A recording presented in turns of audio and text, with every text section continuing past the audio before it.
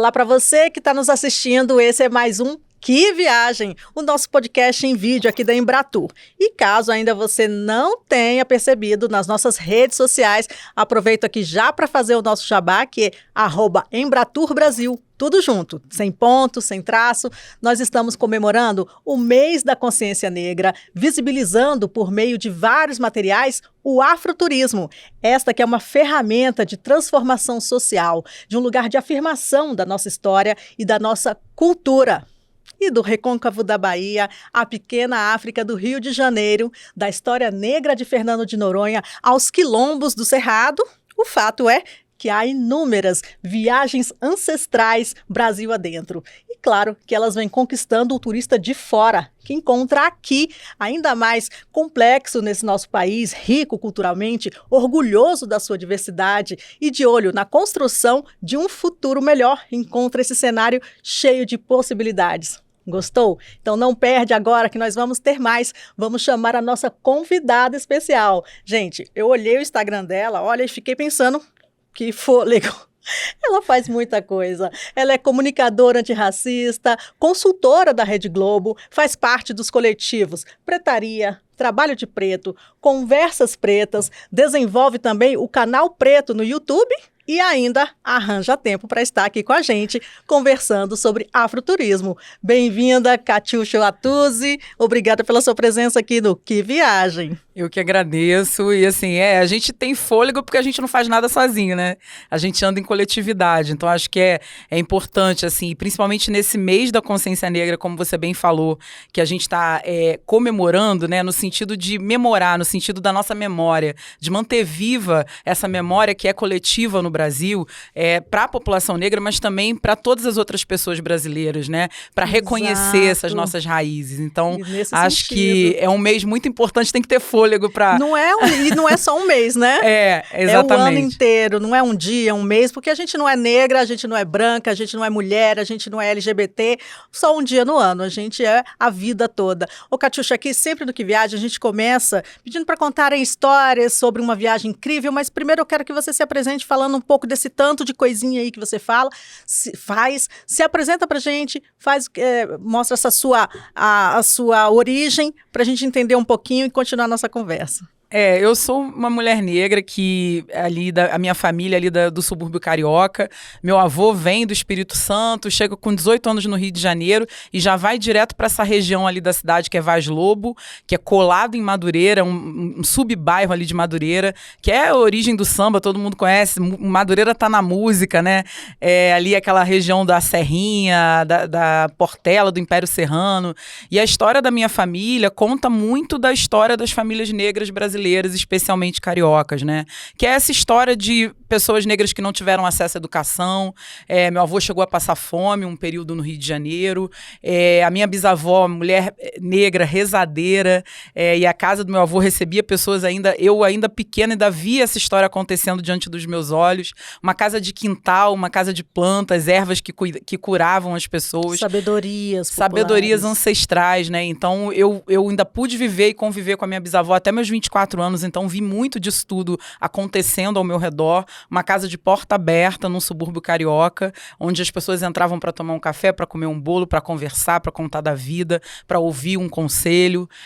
Isso fez muito parte de quem eu sou, assim. Minha mãe também, de outro lado, que é uma energia muito forte, presente em mim, já é aquela mulher que atravessou a cidade do Rio de Janeiro, foi para a Zona Sul, para uma primeira oportunidade de trabalho, e dali ela já se mudou, porque ela falou, não, eu tenho que fincar meu pé nesse lugar onde ela percebeu que era uma área da cidade em que você tinha lazer, você tinha cultura, tudo disponível, farto e de graça, né? Enquanto ela vinha de uma outra região da cidade onde essas coisas não existiam, não estavam acessíveis, né?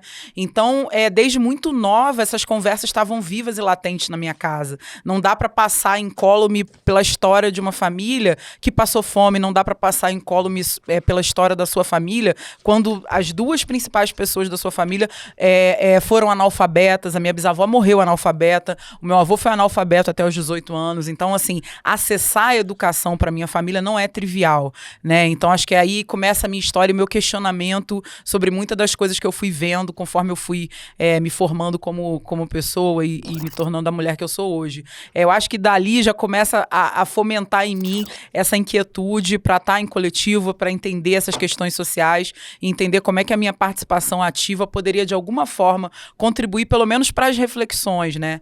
Aí dali eu vou estudar no Pedro II, que é um colégio federal público no Rio de Janeiro, que também é um colégio de muita formação em pensamento crítico, né? Mas apesar de público, também é um colégio de elite, né? Exatamente, um colégio público de qualidade, então quando a gente vai, né, melhorando o nível de educação oferecida, vai mudando o público também que vai ter acesso a essa educação, né? Então, desde pequena você está ali inserida num ambiente branco, tendo que já se impor na sua negritude. Exatamente. Quando a minha mãe faz essa migração territorial, né, que a gente chama migração pendular na cidade, se muda de Vaz Lobo, onde fica ali meu avô e minha bis, e vai para Botafogo, e eu ali já vou crescer com ela ali naquela região, a gente já percebia muito isso, porque a gente voltava no final de semana para o subúrbio, né? Então esse trânsito, pegar o trem, a minha mãe estudava também ainda, e eu ia com ela, então tudo isso, pegar o trem na Central do Brasil para as áreas de subúrbio e ver a diferença, como é que a cidade ia escurecendo da central para dentro e como é que ela ia clareando da central para a Zona Sul, né?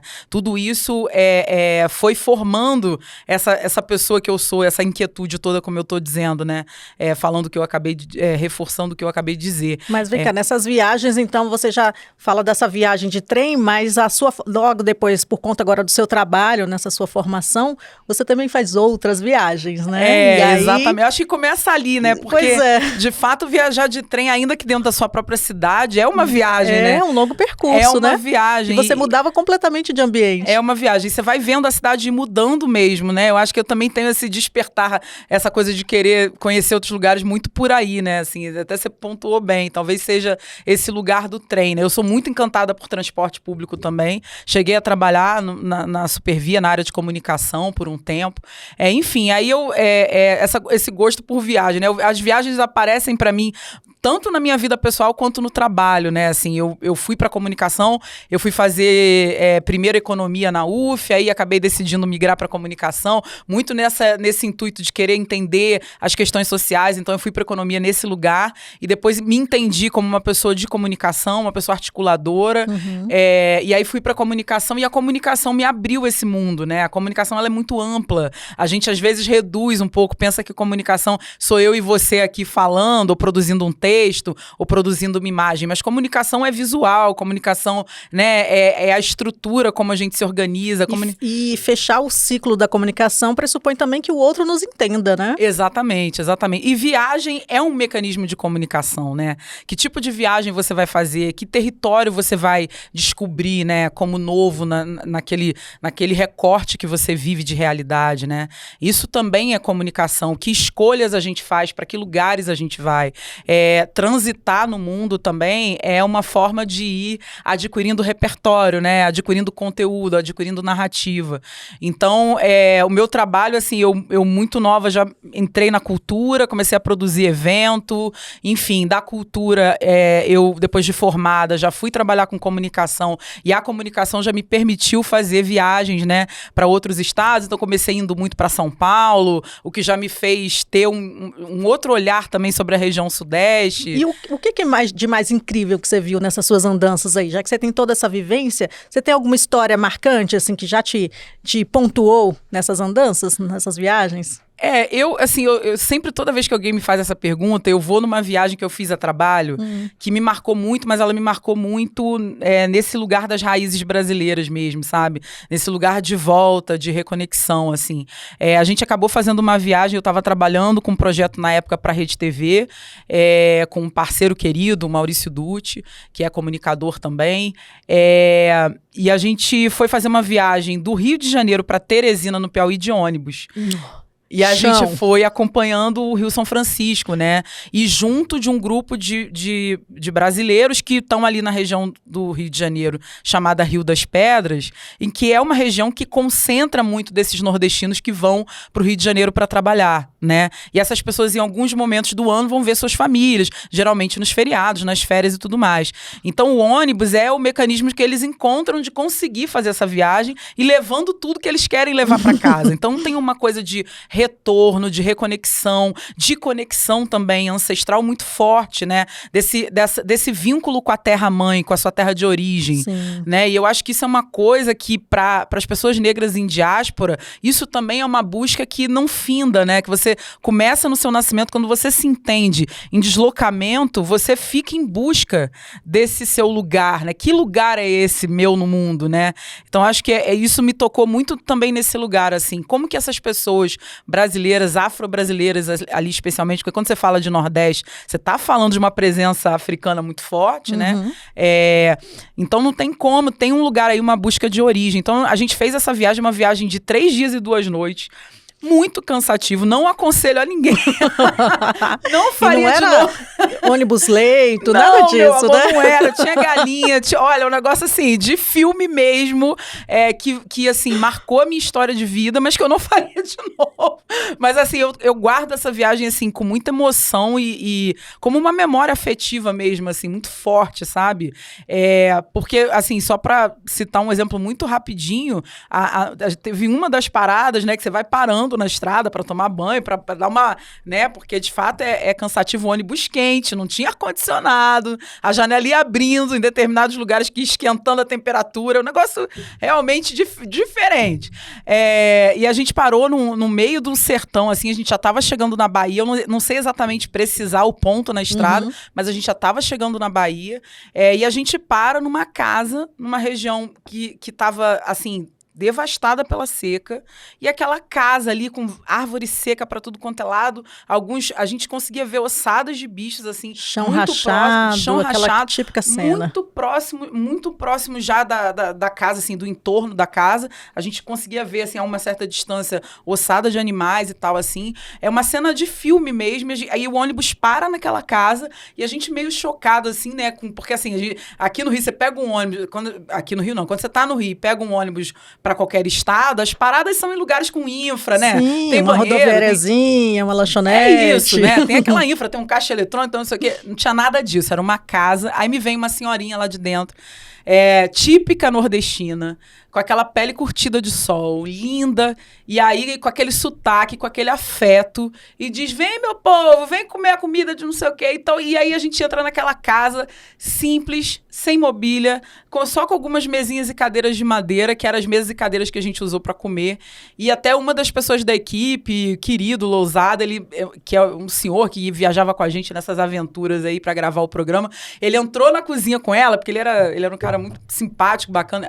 não é? E aí ele entra na cozinha com ela, começa a mexer nas panelas e não sei o que, e perguntar. Ela falou, não, meu filho, pode deixar que eu vou fazer aqui pra vocês e tal. E aí sai um macarrãozinho com feijão, sabe? Aquela comidinha caseira e carne de calango, Ai, meu Deus, filha. já ia perguntar se tinha alguma iguaria. Carne de calango. Gente, olha, aqui no programa a gente tem cada história sobre... Sempre tem uma iguaria. É formiga, é sapo, é o outro que é quase comido pelo jacaré. E agora, calango. Carne de calango. E tava pendurada lá atrás, assim, num varal improvisado, feito com vara de bambu, no bambu, na terra, preso na terra. E a gente, dali de onde a gente estava, a gente conseguia ver. Meu Deus. A gente conseguia ver. E aí ele volta da cozinha falando, olha, não vou falar o que é não, vocês comam, é que isso, vai tá bom. Isso. Vai tá bom. Eu tava com tanta fome, eu falei, eu vou comer e seja o que Deus quiser. Depois é que ele falou, eu tava vendo, mas tava fingindo que não tava vendo. Mas assim, o que importa dessa história aí, assim, acho que tem uma coisa da comida também, que eu acho que é uma coisa muito marcante do Brasil. De afetividade, de simplicidade, dessa hospitalidade do brasileiro, não é isso? Não só isso, mas da comida que produz cultura, né? A nossa comida aqui, ela produz cultura, ela produz sentido,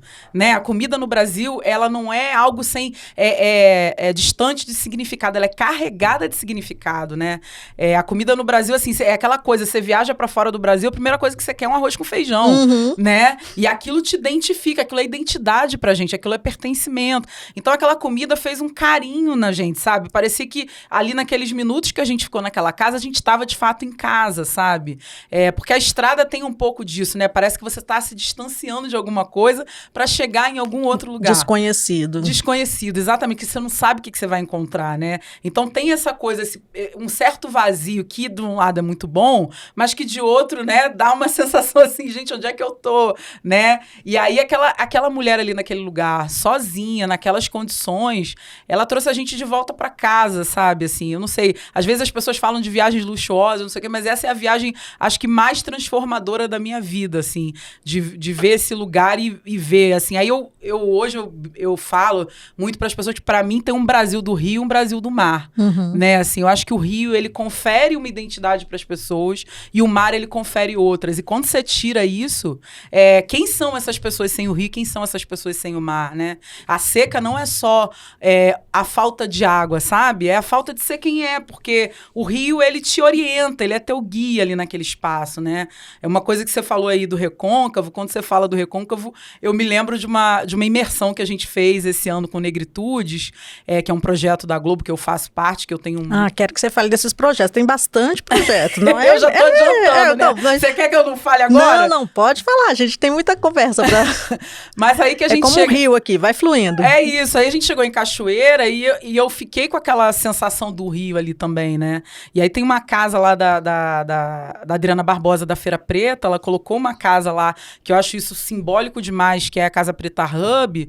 E ela falou que teve uma intuição de colocar aquela casa naquele lugar. E você entra na casa, a primeira coisa que tem é uma imagem de Oxum, né? E para quem é de religião de matriz africana, sabe que Oxum é mãe das águas, né?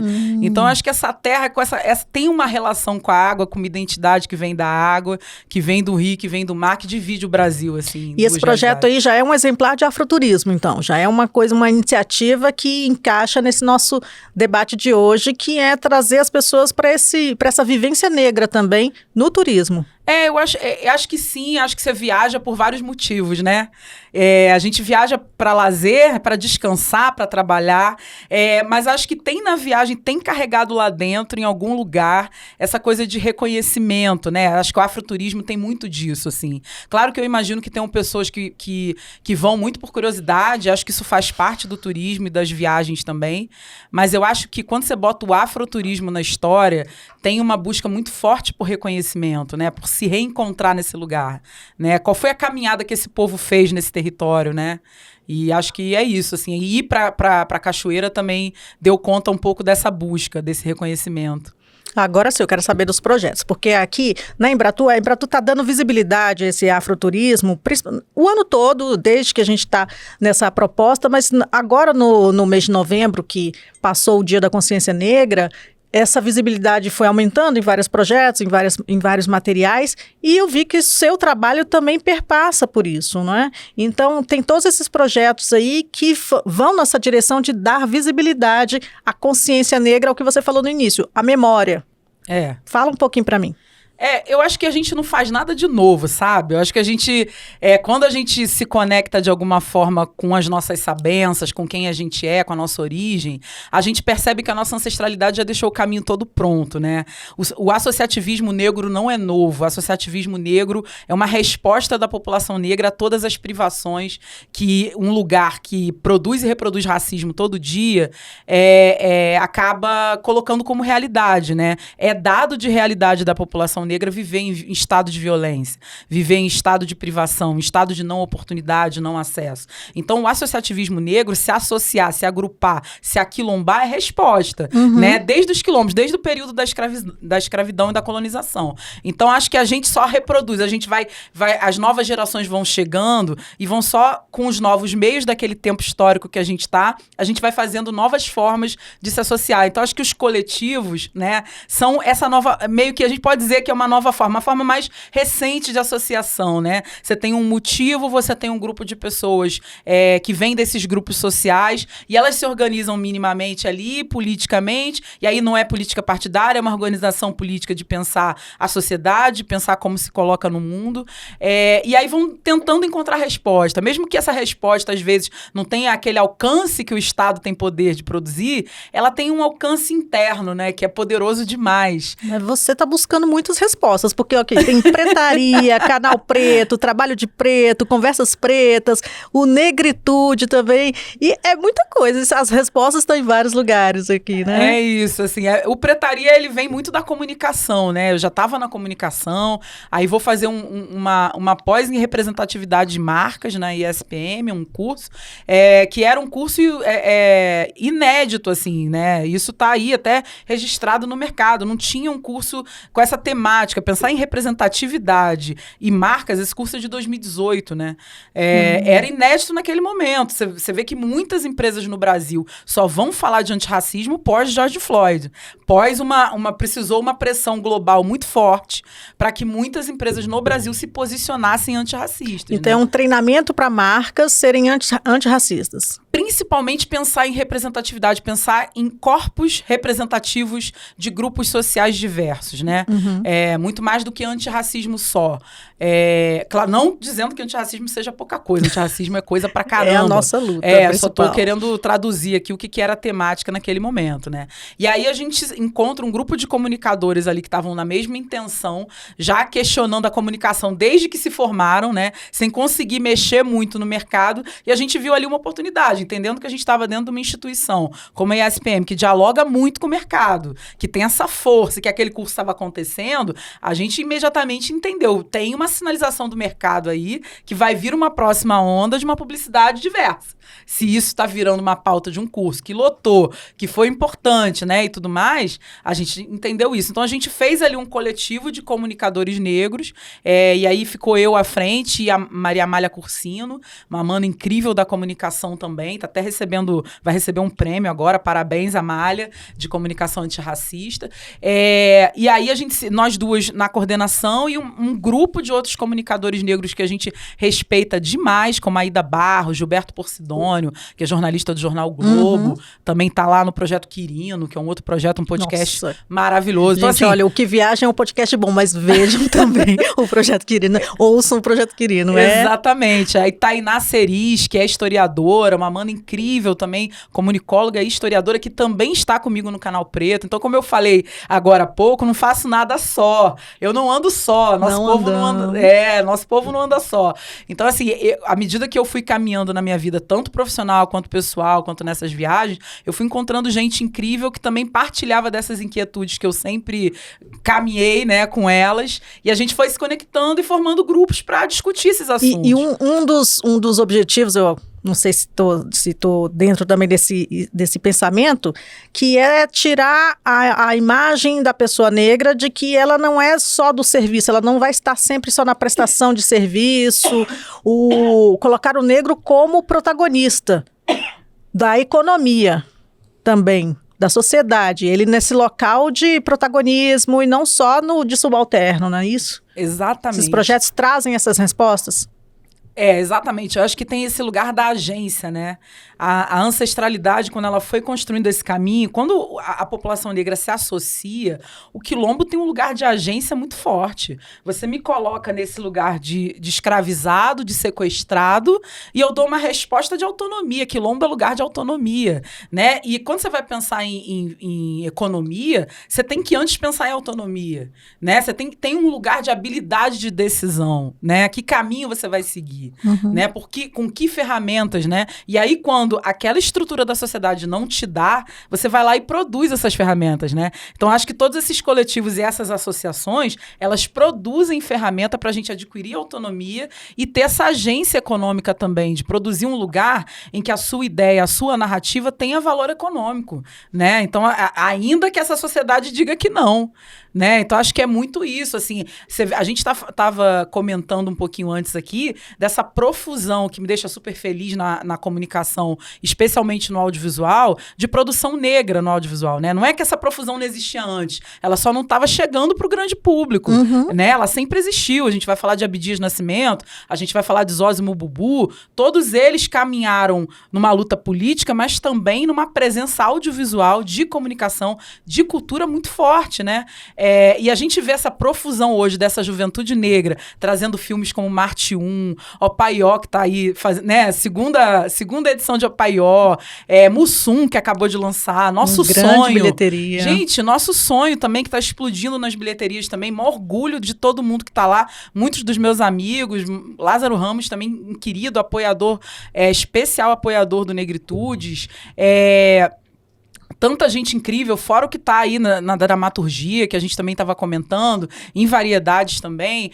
Tem tanta gente que eu fico até com medo de não citar alguém e depois eles perdoam, depois porque a luta é grande, vários movimentos citam, a gente vai ser perdoada. Eu quero até, para te pontuar nessa história também, a Embratur, ela tá dentro de todas essas ações antirracistas. A gente está agora lá na Bahia, fazendo também uma nova ação de empreendedorismo, né? E agora a gente vai ver um trechozinho do vídeo da nossa websérie Turismo Transforma. Nós somos responsáveis pelo desenvolvimento dessa nação. Foram 300 anos de povos escravizados e nós construímos essa nação. A ideia do afroturismo é promover a transformação do pensamento para evitar o racismo. A Irmandade da Boa Morte é uma das irmandades que foi nascida dentro da senzala.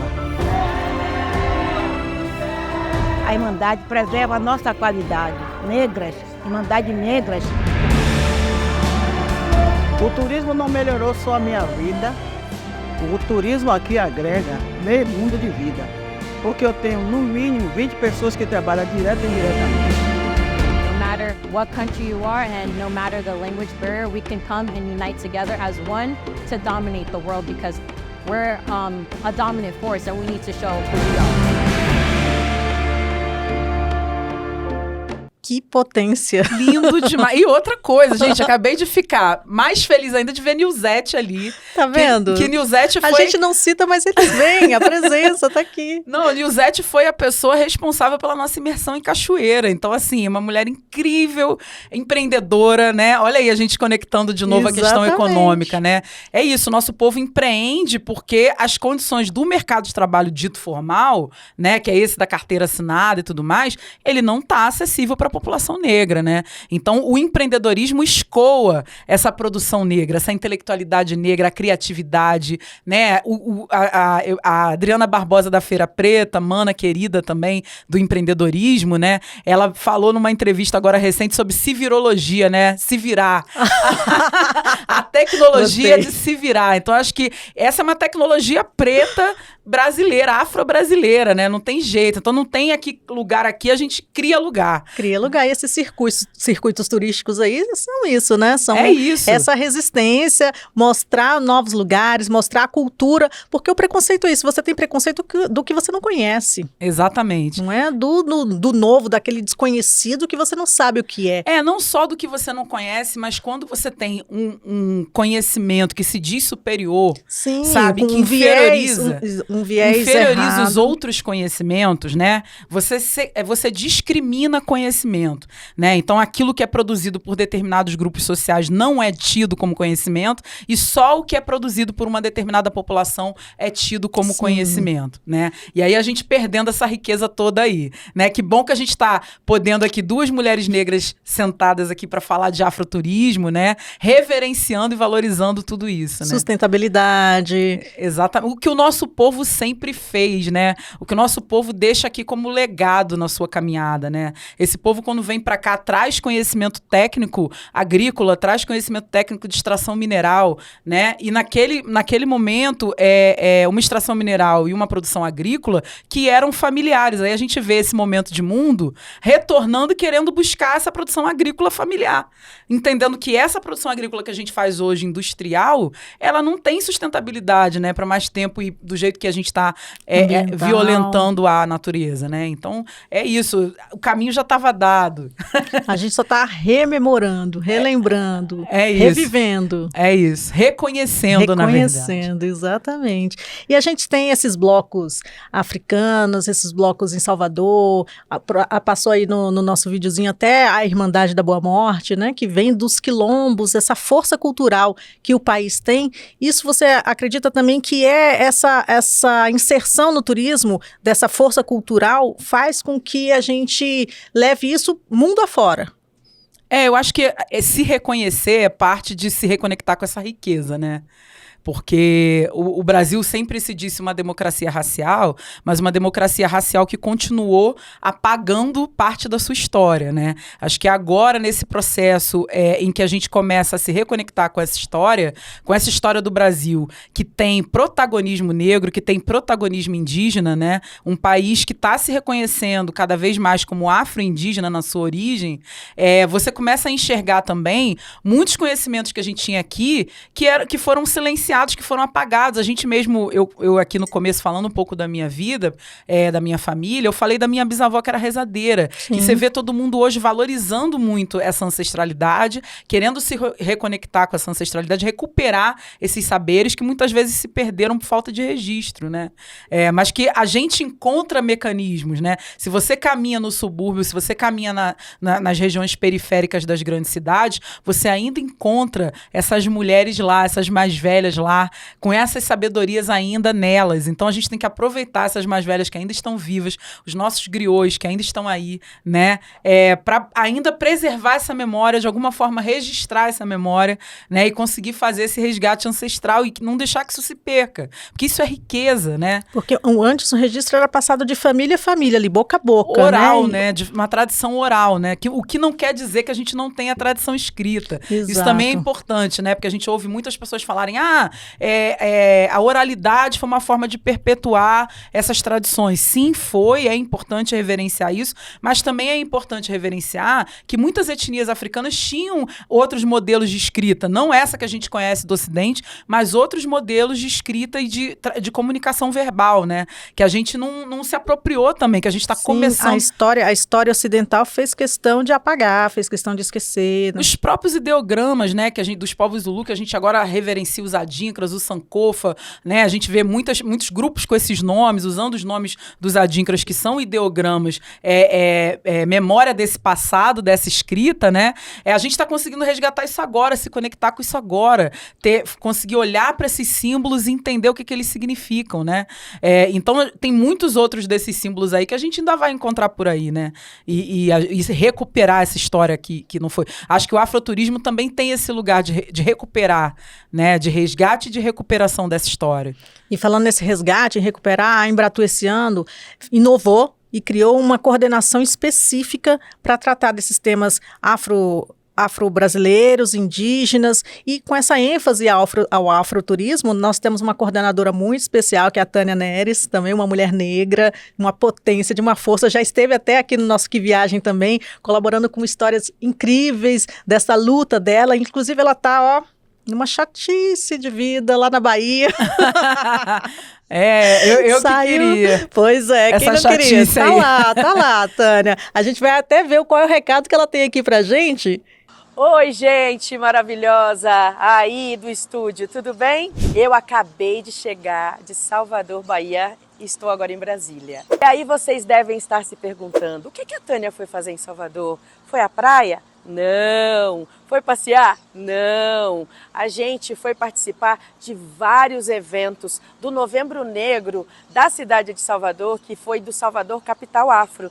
Que eventos foram esses que eu participei? Bom, eu participei de Afropunk, para celebrar a música, a arte e trazer todo esse mercado internacional de música para dentro de Salvador. Foram 2 dias incríveis. Além disso, eu também participei de rodadas de negócios dentro do Festival de Afrofuturismo, que pertence à aceleradora Vale do Dendê e que também está no calendário do Salvador Capital Afro, magnífico, fazendo conexões com vários empreendedores internacionais. E aí, gente, o que é que vem depois? Vem Festival Salvador Capital afro, onde eu participei mediando um painel internacional com ícones internacionais. Aconteceu a Expo Carnaval. A gente deu o título de embaixador do Brasil no turismo para Carlinhos Brau, nada mais, nada menos do que o cacique. Mas não somos negros somente em novembro, não é? Então, o que a gente tem feito dentro da Embratur? A Embratur está extremamente alinhada com estas questões quanto à equidade racial. E o que o afroturismo traz para a gente, para além de celebrar, né, a nossa herança africana? Ele traz essa cultura ancestral para dentro desse país e também para que a gente possa convidar para que todos venham conhecer um Brasil diverso, com equidade, com sustentabilidade e que isso tudo reverbere num plano econômico que a Embratur está pensando, que o nosso presidente está muito bem antenado e alinhado com isso em relação a gente gerar emprego e renda, dando protagonismo a essa população. Ah, essa Tânia é incrível, gente. Olha só. Você acha que isso é de importante? Não tem como não tirar essa importância para o mundo que a gente vive hoje, né? Essa questão de aprofundar as ações para que o turismo seja visto de uma outra forma. Exatamente. Assim, eu acho que a entrada do governo nessa temática é muito importante, não só para reconhecer, né, para legitimar o que já está acontecendo, como também para que essas populações aproveitem os benefícios econômicos da chegada do afroturismo, sabe? Isso. Porque o que a gente vê é que esses territórios que trazem, que ainda carregam essas tradições ancestrais, que esses territórios que têm marcação histórica muito importante para pensar as africanidades no Brasil, eles ainda estão populados por populações que não têm acesso a recurso econômico. E aí o turismo chega, essas populações, o dinheiro chega, mas não chega para essas pessoas. Chegam para as grandes corporações hoteleiras, sabe?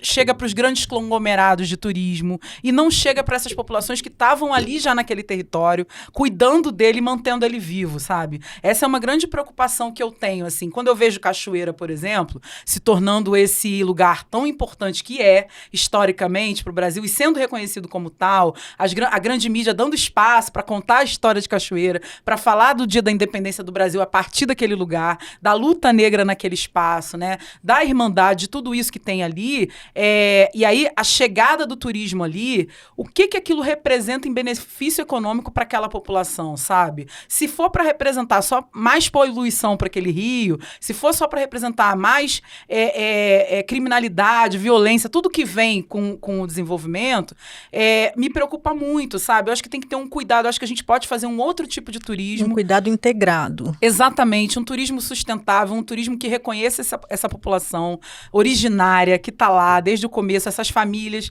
não gentrificando aquele ambiente, sabe? Tornando ele inviável para que a própria população que é dali, que é originária daquele lugar, não consiga mais morar ali porque inviabiliza, né, economicamente a permanência dessas pessoas. À medida que vai se tornando um lugar caro, um lugar que é turístico, né? E que a vida ali no dia a dia não é turística, a vida no dia a dia ali é daquele povo ali que construiu aquele lugar. Né? Faz parte justamente de parte do trabalho da coordenação que a Tânia organiza, é justamente valorizar a população local, valorizar as agências pequenas, as agências que cuidam desse turismo em quilombos. Então, a própria comunidade organiza o turismo, organiza as excursões, organiza as vivências. Então, são mais vivências do que visitação. Você não está lá só para visitar e ser servido. Você está lá para viver o que a comunidade vive, né? Exatamente. Participar de oficinas, de artesanato, participar, ver como é que é a vida cotidiana daquela população, daquela comunidade.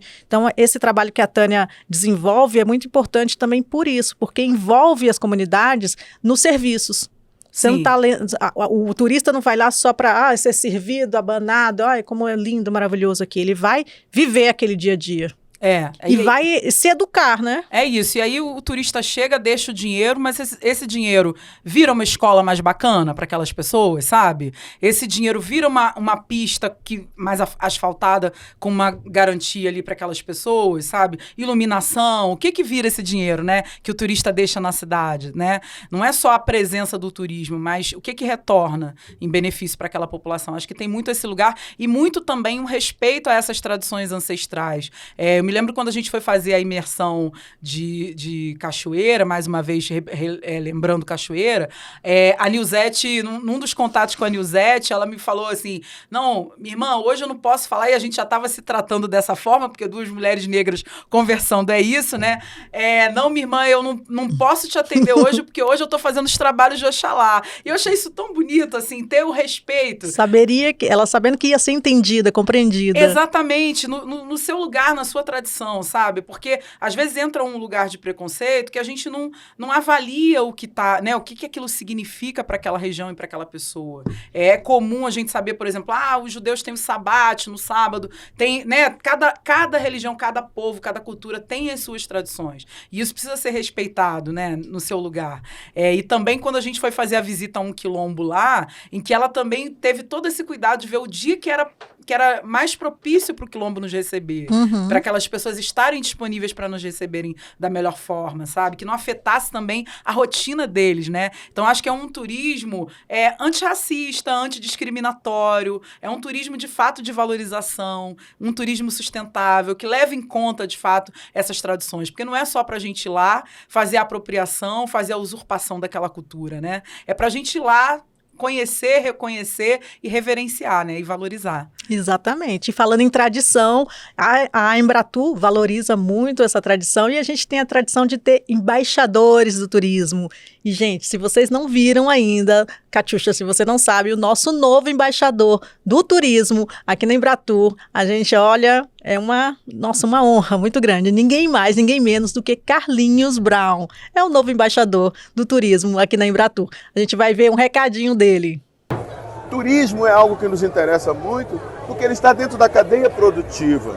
E não adianta eu ter o Ghetto Square, que superlota, sem a presença do turismo. Isso condiz também com o nosso interesse de gerar uma educação receptiva nos estados, nos desembarques. Então, eu acho que o fato de ir para Barcelona, Madrid, ou Estados Unidos, esses lugares que a gente superlota, com o poder do carnaval e da cultura brasileira, diga-se de passagem, precisa-se deixar explícito de que isso tem um respaldo. E meu respaldo hoje, junto com meus colegas, que não sou sozinho, é a Embratur, é o governo do Brasil. E eu estou à disposição. Olha aí. Que novidade. Que chique, né? Carlinhos Brown. Olha, mas essa referência na cultura brasileira, né? Essa referência, inclusive na luta negra também, assim. Acho que o Carlinhos... Exatamente. Ele não precisa nem de credenciais. Ele é a própria credencial. Ele já faz naturalmente essa promoção do Brasil no exterior. Por onde ele anda, né? Por onde ele vai, ele carrega com ele o Brasil. É um gênio da nossa música, né? E eu acho que o Carlinhos é embaixador do Brasil. Exato. Onde ele passa, ele é embaixador do Brasil. Mas acho sempre importante reverenciar Carlinhos na luta negra, nos movimentos sociais, principalmente da Bahia, e em tudo que ele faz também, né? Ele tem escola de instrumentos na Bahia voltado para a juventude negra, para as crianças, enfim, pelo menos uns 2 projetos sociais que eu tenho a notícia com ele encabeçando, então não sei nem também como é que ele consegue fôlego, né? É isso. É igual você. É igual você. Não, tô longe de ser Carlinhos Brown. Braços, muitos braços. Referência. Mas como é que você vê a arte nesse processo todo? Você acompanha o Carlinhos, você já acompanhou vários artistas também, conhece vários artistas. Como que você vê a arte nesse processo de integração dessas afro-brasilidades, dessa luta pelo fim do racismo? Eu acho que a arte é fundamental, né? Primeiro porque a arte, ela consegue fazer uma outra costura, né? Ela consegue te encantar, ao mesmo tempo te informar, né? E te ajudar a formar pensamento crítico também, assim. Fora que, assim, eu acho que tem um lugar da arte de preservação, né?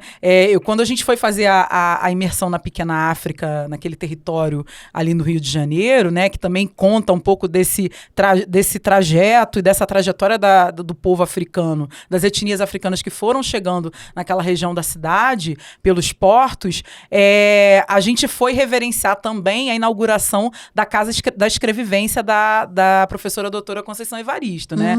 Escritora maravilhosa, né? Então, quando a gente fala de arte, a gente também está falando de literatura. E falar dela, e falar da presença dela naquele território, é pra gente legado, né? É legado ancestral, em vida. Uma mulher como ela, aos 76 anos de idade, gente produzindo, criando e deixando o legado ancestral. Porque deixar uma casa é deixar um espaço físico, uma memória física. Não só da existência dela, como de uma literatura negra vivente, pulsante, né? E isso na imagem do país lá fora também é um chamariz. Muito poderoso. É poderoso isso, é muito né? poderoso, porque assim, o Brasil é tido ainda como um país que não lê, né? Um país que não tem, apesar da produção cultural muito intensa, mas um país que é meio que, não, produz essa cultura para fora, mas para dentro, né? Parece que a gente está distante da nossa cultura. E ao contrário, eu acho que quando ela faz isso, ela reverencia esse povo ali daquele território e marca posição, sabe? Eu acho que é marcar posição territorial ali.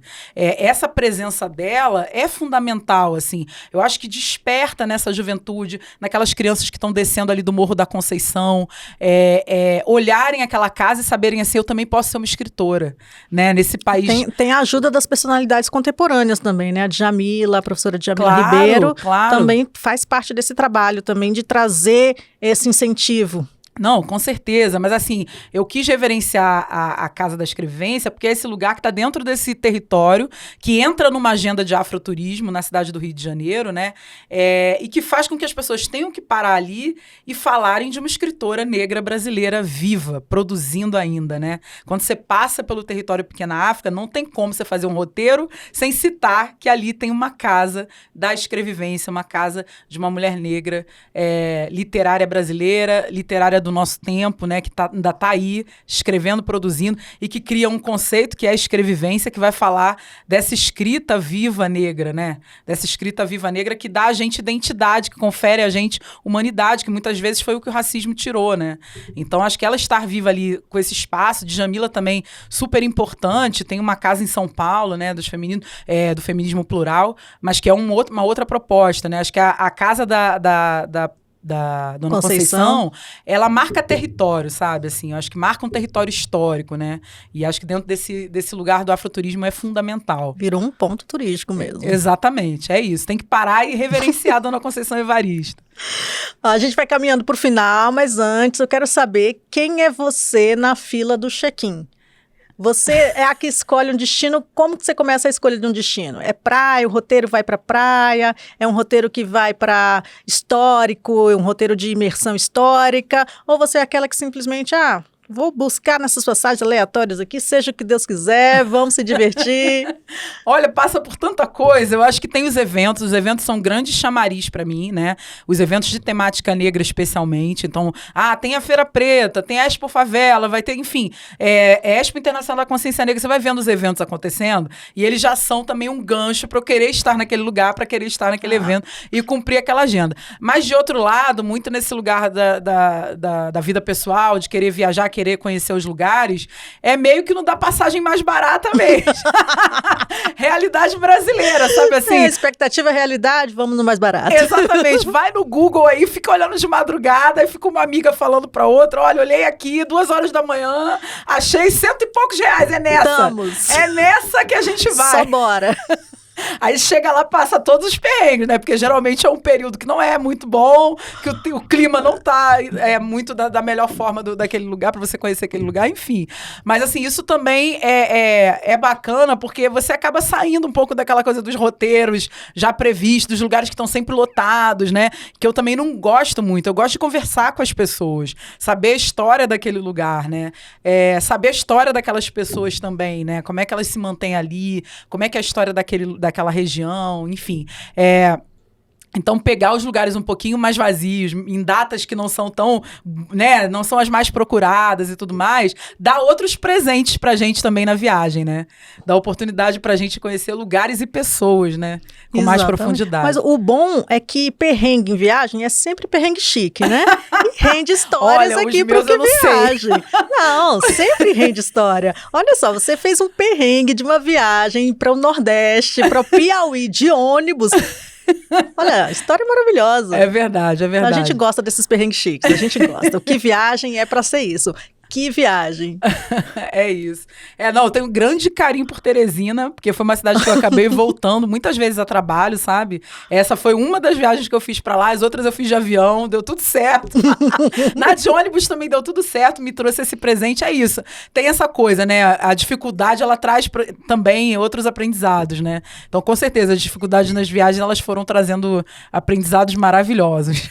Eu agradeço a presença aqui da Catiúcha com a gente aprendeu muito hoje nessa conversa e vocês sigam lá todos os perfis dos projetos que ela encampa. Eu não tenho memória para lembrar de todos agora, porque eu não sou a Catiúcha que tem esses braços de polvo para encampar tantos projetos. Obrigada, Catiúcha. Eu que agradeço, foi uma honra estar aqui no Que Viagem, né? Você é maravilhosa, linda, comunicóloga maravilhosa, apresentadora pronta. Olha quem fala. Maravilhosa, adorei, assim, participar. Me trouxe para Brasília de novo, que é uma cidade que eu já vim também a trabalho algumas vezes, vim também por causa do Festival Latinidade, que é um festival que acontece aqui, falando especialmente das mulheres negras, né? Então, queria dar um salve também para esse festival e para Jaqueline Fernandes, que encabeça esse projeto. E falar que os arrobas que você não lembra, só para todo mundo saber e acompanhar. O meu, que é @pretacomunicóloga, e dos projetos do Pretaria, que é @coletivo Pretaria, do Canal Preto, que é @canal.preto, que a gente deposita lá conteúdo audiovisual negro toda semana, inclusive hoje, quinta-feira, sai um episódio novo. Toda quinta-feira sai um episódio novo. Clubinho Preto, que é @Clubinho Preto. Conversas Pretas, @Conversas Pretas. E é isso, assim, acho que me seguindo no Preta Comunicóloga localiza todos esses perfis, esses projetos que eu faço parte e que eu tenho a honra de caminhar com gente preta muito incrível, que eu respeito muito e admiro muito. É isso, gente. Ó, anotou tudo. Anota também o @Embratur Brasil, tudo junto, sem ponto, sem traço. E acompanha lá a nossa conversa, nosso Que Viagem. Temos outros podcasts também, todos agregados no site da Embratur. Podcast noticioso, podcast de conversa. E tem o Que Viagem, que você acompanha também no YouTube e no Spotify. Você pode acompanhar todos os episódios lá, se perdeu algum.